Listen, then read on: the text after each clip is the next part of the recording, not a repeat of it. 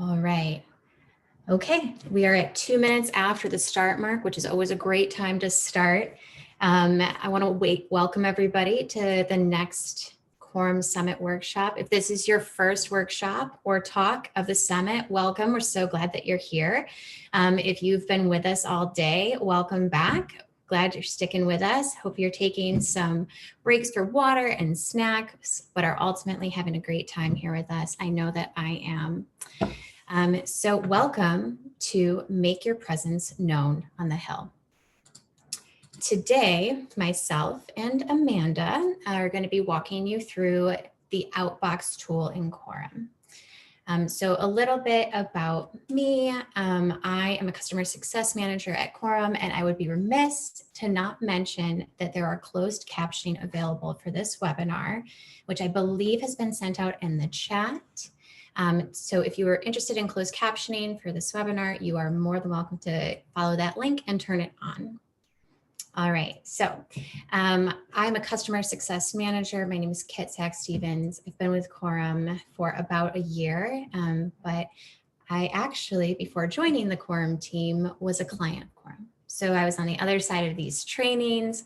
I was on the other side of these webinars, learning and soaking up as much information as I could from folks like Amanda so that I could do my work in the nonprofit advocacy space to the best of my ability. And I have to say, it has been a true delight to see Quorum grow and advance over the years and have the tool become even more effective and helpful. It's been really, really exciting to go from being a user and a client to being an employee and advocate for Quorum itself. So delighted to be here, and I will let Amanda introduce herself. Hi, everyone. My name is Amanda Turner, and I'm Quorum's Director of Account Management. So in my role, I oversee our team of wonderful customer success managers and renewal specialists who work with all of you, our customers, to ensure that you are successful using Quorum to achieve your goals. As an early Quorum team member, I'm really proud of our growth and the extent to which we've dialed up our focus on serving you best practices and thought leadership through our regular webinar series and this summit so that you can work smarter with Quorum. I hope you're enjoying all the content and resources coming out of today's virtual Quorum Summit. To give you just a little bit more background, before I joined Quorum, I was a legislative staffer in the office of Senator Maria Cantwell, who represents my home state, which is the beautiful Washington state. And from that experience, I bring the perspective of the staffers who are receiving the communications that you are sharing with the Hill. As a staffer, I was grateful for the high quality, clear, concise, and timely information pushed to me from constituents, advocacy groups, and other organizations so that I could present their perspective and input to the senator. So I'm excited to partner with Kit today to talk to you about 3 great use cases for Quorum's powerful Outbox tool. Yes. And before we get down to business, I did notice that there is a spooky spider web in the corner of our intro screen.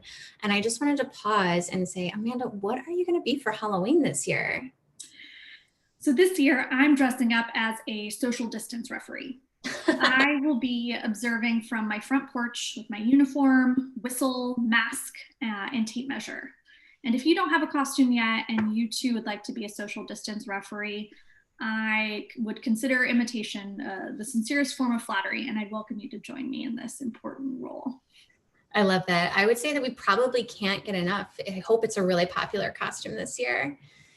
I, on the other hand, am taking a different approach, and I am copying off of a dog's costume that I saw last year, and I am being the 2-cent wealth tax. I'm going to put 1 giant penny on the front of me and 1 giant penny on the back of me, and I'm going to eat candy in my kitchen. I love it. Yeah, I am excited. It's certainly an adjustment this ye're we're making do. So. And you know what, the last thing I have to say for our attendees today, if you are just getting started with Quorum and you have yet to use Outbox, there are some excellent resources in our Help Center that probably would be a little bit more tailored to where you're at. If you're trying to send your first email or make a list of staffers for the first time, or just kind of exploring the platform, this webinar may be a little bit beyond what you're looking for. But if you're here and you just want to soak up the information anyways, that's absolutely okay. We welcome you. We're going to be going over basically how to take your Outbox usage to the next level. So without further ado, let's jump in to the agenda. So like Amanda said, we're going to be covering 3 main use cases for Outbox advanced usage. One, we're going to be talking about newsletter creation. Basically, how do you create that good looking email and what's up with that? Second, we're going to be talking about rapid response communication. What is your team doing in those moments of crisis communication, and how could you be leveraging Quorum? And lastly, as we all know, there's an election coming up and there's going to be some new members of Congress. So what does it look like to introduce yourself to new members, and how can you get started on those relationships on the right foot? And then of course, we'll open it up to questions from all of you. All right, so let's pop into Quorum. As you all know, this is the Quorum homepage. I'm not going to be walking you through exactly where to click or how to do things today, but I do want to show you the basics of what it looks like to create effective Outbox emails. So first, we're going to start with the newsletter. And I've gone ahead and I've created a draft here in our demo account that actually breaks down what it looks like to create an effective newsletter. First and foremost, I want to draw your attention to the recipients up here. You can see that I've selected the congressional finance staffers. Now, what really is behind this list are a series of filters that show which staffers work on issues of finance, but also the staffers that work on issues of finance for members who sit on the finance and budget committees. So this is a very narrow list of staffers, and it's done intentionally because I don't have a need to send my newsletter to every staffer on the Hill, right? No one needs to read all of that. I want to make sure that my communication efforts are intentional, right? And that is what is at the core of creating an effective reoccurring communication like a newsletter. Say I want to send this newsletter out once a month, once a quarter, or even every 6 months. Quorum offers the ability to create templates, which is what this email was built out of. You create one template, and then you don't have to reinvent the wheel every time that you want to send out a new newsletter. Now, we are in our advanced email tool. So the building out the content comes with building out the rows and then inserting the kinds of content that you want in each of these rows. When you go to build your own newsletter or your own email in the advanced email tool, you will have the ability to customize what this looks like. But you can see here that ultimately I've written a newsletter that takes into consideration my audience. I know that the folks that I'm reaching out to have busy schedules. They're also dealing with a global pandemic. Many folks have childcare. Perhaps they're trying to pass a stimulus package, right? There is no extra time these days. So I want to make sure to get right to the point. I want to make sure that they know that this is addressed to them, even though it's a mass communication with that placeholder. I want to give them key updates. I have the ability to insert an external sheet, another feature of Quorum's that you can see right here on the left-hand side. If I want to demonstrate what the priority bills are, or since we're reaching the end of session, perhaps share a scorecard that my organization has come up with. Any major links can be inserted down here, whether they're virtual talks or upcoming social distance happy hours, you name it, right? And then I have, of course, the opportunity for any recipients to click into more information, maybe not an act now if they're staffers on the Hill, but of course the opportunity to go to any of my social media or any of the organization's social media. Now, you may notice here that there is great branding, there's great social. Newsletters offer an amazing opportunity to collaborate with other departments. Maybe you sit in your GR, the government relations team. Maybe you sit in the public affairs team. Maybe you're the policy team, right? Well, there's an opportunity here to collaborate with your communications, your marketing, and your membership team if you have any or all of those, right? Here is an opportunity in a newsletter to not only demonstrate your benchmarks and your policy work, but also leverage the work that your comms team is doing on the other side of the office. So, very exciting. And I would be remiss to not show you that you can preview your newsletters so you can see what your recipients are actually going to be receiving. And you can also check it out and what it's going to look like on a mobile phone. So very, very pleased with that. And of course, most of you know how to do the rest. You can choose who you want to send this from and also who you want the replies routed to. That's completely up to you. And once you're done, you can send yourself as many test emails as you like, as always, but you can press send, and I'm going to save this as a draft.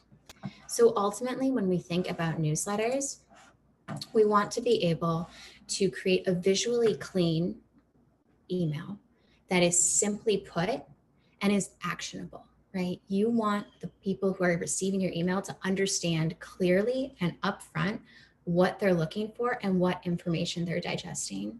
And Quorum's newsletters have the ability to really create the divisions between sections so no one's stuck reading through paragraphs that maybe they don't really need to read. All right. So I'm going to turn it over to Amanda to take us through rapid response communication. Awesome. Thank you, Kit. All right, I'll be talking about our second advanced use case for Outbox, which is rapid response communication with officials. So you can likely imagine a variety of possible circumstances, whether it's crisis communications or a timely message your organization wants to communicate to officials on the federal, state, or the local level. For the purposes of demonstration today, the scenario that I'll be using is this. There's a vote on the floor of the US House today, and you want to share your organization's vote recommendation with each and every legislative office. It's this type of scenario that, to me, really illustrates the power of Outbox. I simply don't know how you otherwise get your message across to 435 different offices in a timely manner or without a whole lot of manpower. So let's go to Outbox. I too have prepared a draft to show you.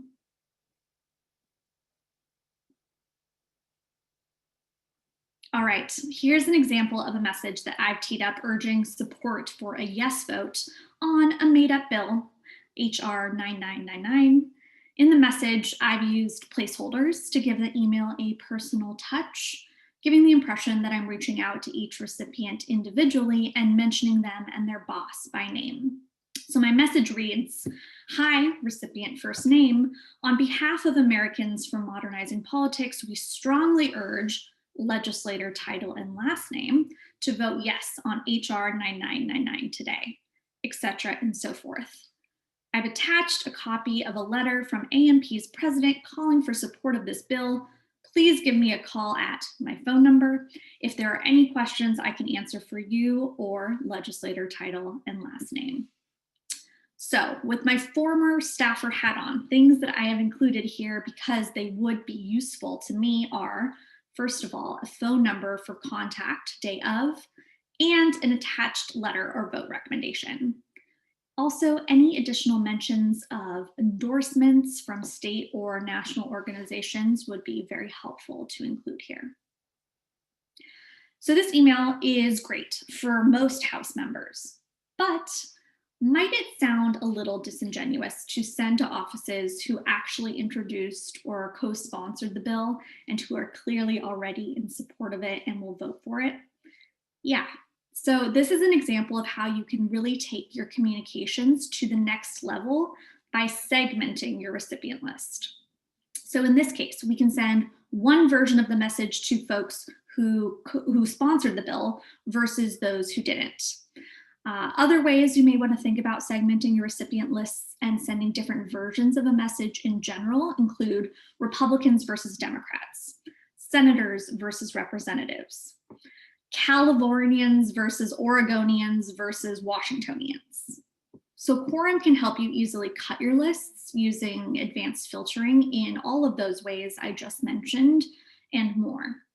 What I'm going to do now is walk through the example of sending this email to a list of chiefs of staff and legislative directors whose bosses did not co-sponsor the bill up for a vote in order to request their support. So in order to do that, we're going to go to Add Staffers. We're using the staffer type filter to narrow down to legislative staff in the House whose roles are chief or LD. And next, I need to specify the legislators who did not sponsor or co-sponsor this bill. Now, you don't need to go and plug in all those people individually. Quorum can tell you who they are. Just click on the magnifying glass right here that will launch you into a power search where you can filter for those folks. So what I'll do is head to the legislative actions filter and use a filter called did not sponsor or co-sponsor. I'm just gonna pick a bill at random here. Submit those folks and it will take me back a level to the staffer selection where it's now showing me the staff who work for those offices. And I'll submit my selection. So that's how you deliver your message to almost 400 people in a matter of minutes. Again, next, a great next step would be to draw up a slightly different version of the email to those that you know are likely to support because they already co-sponsored the bill. In that version, instead, you might want to thank the member for their support of the legislation up to this point, express your excitement that it's being voted on, and support its passage. So quickly to recap, key takeaways from me. Quorum can do beautiful newsletters. Yes, it can also help you move faster when you're in a time crunch by getting simple emails like this in staffers' inboxes so that they have the information they need. 2, filtering makes it possible to tailor your recipient list so that you can send the right version of the message to the right people. And then 3, placeholders can give your message a personal feel without needing to copy, paste, and edit hundreds of times, giving the impression that you emailed each recipient individually. That's it for me. Back to Kit. Awesome. Thanks, Amanda. Honestly, you make it sound so easy. It makes me excited. I can't wait to hear how many clients are emailing in rapid response communication now that they know how to do so. All right, so I'm going to take us back into Quorum here, and we are going to talk about what it looks like to introduce yourself to new electeds. So we all know there's an election coming up. We are all preparing.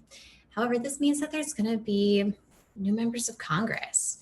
And once again, I want to show you how in Outbox you can introduce yourself to those new members of Congress, leveraging the information and tools that Quorum has to offer. So to take us into Outbox here, I am once again going to take us to a drafted email that I made up for a made-up organization that does not exist. So you can see here, when thinking about introducing yourself to new offices and new staffers, once again, I'm going to hammer home the idea of being intentional. It is so important to be intentional, not only in your recipient list, but your language and what you're offering and asking for. We know this, but in your preliminary email communications, you have the opportunity to really start the relationship off on the right foot. So you can see here, and I'm actually going to show you how to make this selection of freshman health staffers, because I think that it's really important to know how to target specifically freshman offices. If you go into this add staffers and then like Amanda showed us under staffer type, if you go to works for, open up your power search, under legislative role, you can select freshman. This is going to give you all of the current freshmen. You're going to select all, and then of course, submit those back into your staffer search. From here, you can go ahead and say, you know what? I am a Medicare Action Fund employee. This is the made up organization, and I want to contact the health staffers. So now I'm looking at just a list of those 151 health staffers who work for freshman members of Congress currently, and I'm going to select all and then submit. I'm just going to title this so that I remember for myself. And we are going to move back into the email.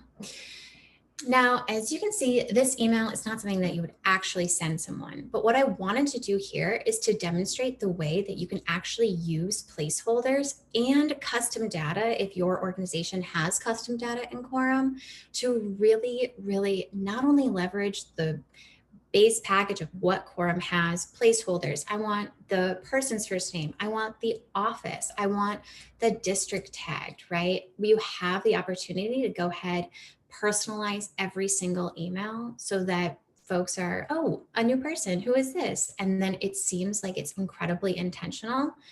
But also with custom data, such as the number of facilities coded by geographic location. That's something that we can do with custom data in Quorum, or perhaps the amount of Medicare payments per state. We can actually go in here and see what it would look like to be on the receiving end of one of these emails. So not only are you able to select just the freshman members of Congress and the staffers who work on relevant issue areas for the policies that you care about, but you're also able to use these placeholders beyond just what they have under recipient title, recipient office, pronoun, right? Legislator pronoun, but you can actually use the custom data, if your organization has access to custom data, to provide unique information that's specific to just the work that you're doing. And what's so important about this is we know that with the limited time that folks have, being able to demonstrate not only how you're a resource, but quickly summarize what you're making available to them and what your goals are is incredibly helpful. You can see here, I've even included a PS with the latest report that my organization has put out, because I want to make sure that if I'm asking a staffer to hop on the phone with me for 15 to 20 minutes in the next couple of weeks, that they're prepared with as much information as I can give them. So from here, you can see all of these custom fields or custom placeholders will adjust for the staffer and consequently the member of Congress. And then from there, I'm able to make the settings and the adjustments that I want for the sender and the reply. And then of course, send it off when I'm ready. So I know that we moved pretty quickly through those, but I do want to pause because we only have a few minutes left and quickly summarize what we just talked about. So newsletters, use case number 1.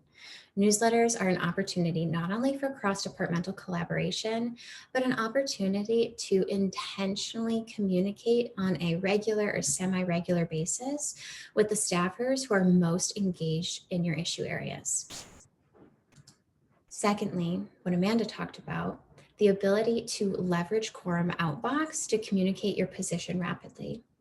I know we don't spend a lot of time in the halls of Congress right now, but Quorum does have a mobile app and you can do some pretty cool things right from your phone. So just keep that in mind when we go back to life as we know it.